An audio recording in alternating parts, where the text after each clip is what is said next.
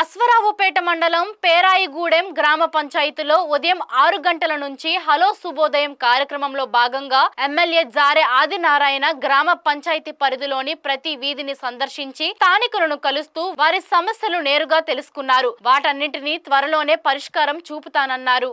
ఈ సందర్భంగా ఎమ్మెల్యే మాట్లాడుతూ కాంగ్రెస్ ప్రభుత్వం పేదల పక్షపాతి అని అన్నారు. ప్రస్తుతం అందిస్తున్న పథకాలతో పాటు భవిష్యత్తులో మరిన్ని పథకాలను ప్రవేశపెడుతున్నట్టు చెప్పారు. కాంగ్రెస్ ప్రభుత్వంలో ప్రతి ఒక్కరికి లబ్ధి చేకూరుతుందన్నారు. అనంతరం ముఖ్యమంత్రి సహాయ నిధి ద్వారా మంజూరైన చెక్కులను లబ్ధిదారులకు అందించారు. ఈ కార్యక్రమంలో కాంగ్రెస్ పార్టీ మండల నాయకులు, స్థానిక నాయకులు, అధికారులు పాల్గొన్నారు.